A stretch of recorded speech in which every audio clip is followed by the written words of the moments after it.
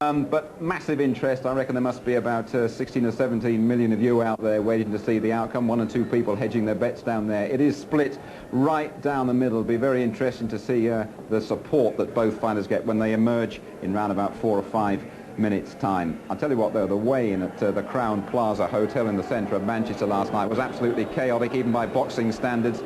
But Eubank came in right on the limit. He always does that. Bang on 12 stone. It was a packed room, and Nigel Benn, even with the hat and a bit of heavy jewellery around the neck, was just 1 pound lighter at 11.13 at last night's weigh-in. And now just a little word with you, Lennox, on that. They weighed in last night. Now, my feeling is that Chris Eubank will be up around 13 stone now. Would you agree with that? Yeah, you definitely need some weight going into a long battle, because you realise that that's what you're going to be working off. So it's good to have a good weight on when you're going through a big fight. Do you see this, though, as a crucial factor in the fight? The fact that Nigel Benn has to move up to make the weight, and Chris Eubank has to come down and then zooms up once he's made it? I think in the later rounds it should show, you know, which affected you most. Right. Well, just looking at that now, there's not really much between them. Eubank probably in his fighting prime at 27, but of course Benn a terrific amount left and a terrific puncher. We must never forget really what a devastating puncher Nigel Benn is. And words, of course, that Nigel Benn might be a little bit chinny. Well, he hasn't gone down for something like 3.5 years, so it'd be very interesting to see if Chris Eubank manages to change that tonight. Well, tremendous out there. Both fighters are very nearly ready to come out and join the massive crowd, and there are the shots of them inside the dressing rooms once more. It's going to be very important for them to get warm. Nigel Benn has been very secretive. Chris Eubank has done all the publicity stuff.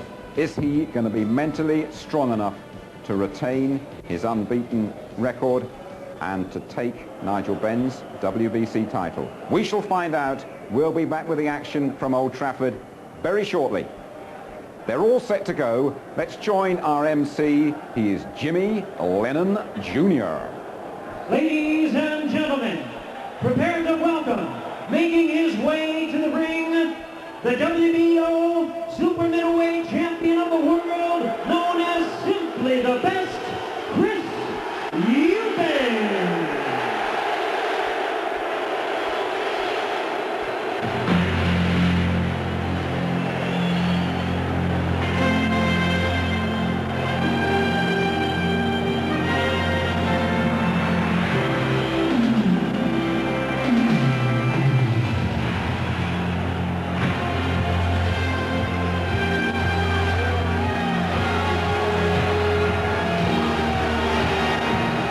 Well, Chris Eubank emerges looking very, very relaxed, flanked by promoter Barry Hearn. It's a long, long walk from the new home Manchester United dressing room all the way up the side of the pitch and across to the ring, smack in the centre circle here at Old Trafford, or Trafford Park as Don King loves to call it. This a supreme test really for Eubank, who has admitted he's only done just enough to win in recent fights. He said after the last fight he wouldn't want to go through anything like that again. That was 3 years ago. And now he prepares to do battle with the Dark Destroyer once more.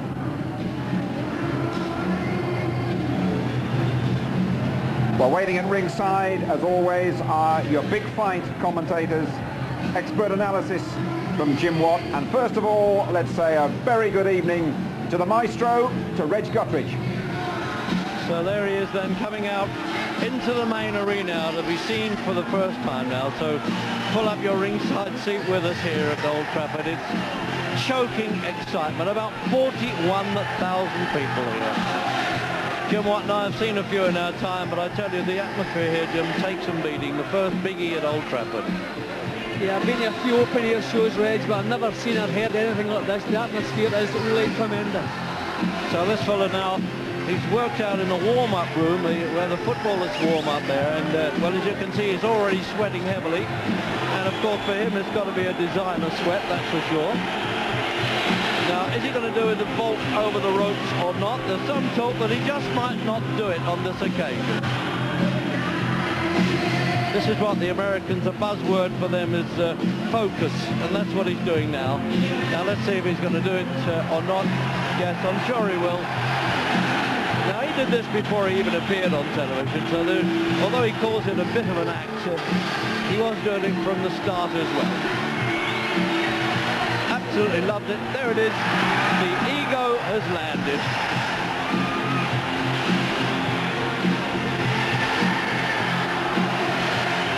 Absolute chilling confidence, Jim, really, isn't he, Eubank?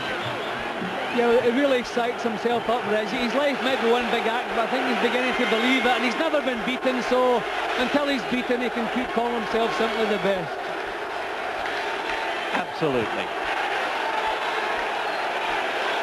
And now, ladies and gentlemen, making his way into the ring, the WBC Super Middleweight Champion of the World, the Dirt Destroyer, Nigel Benn.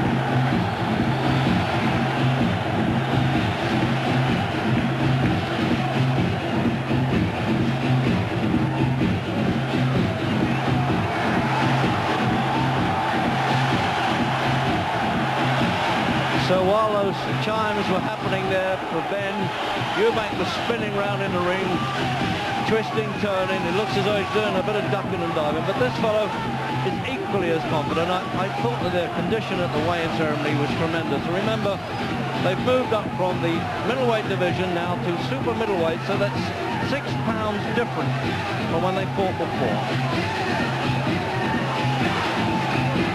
12 stone at Eubank.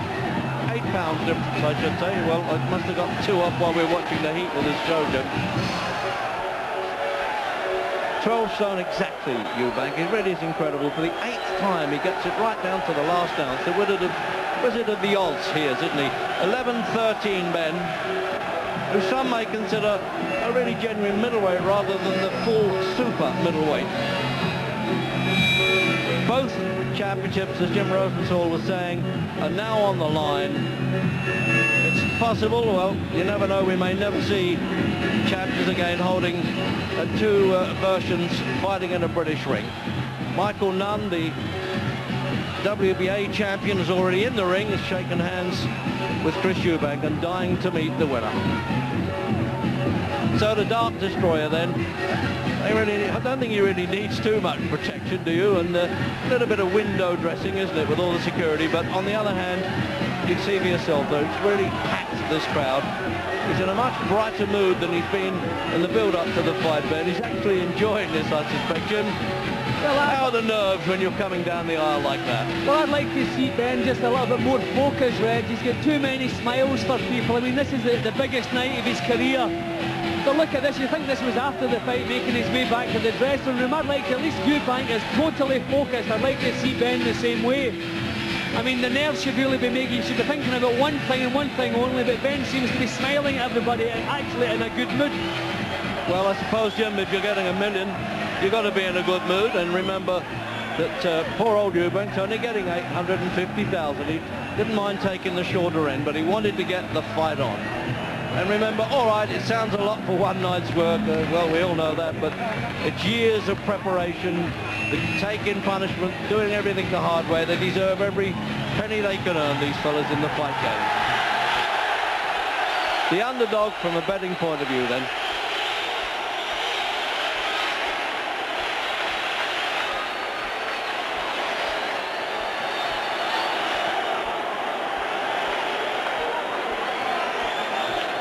At this time, ladies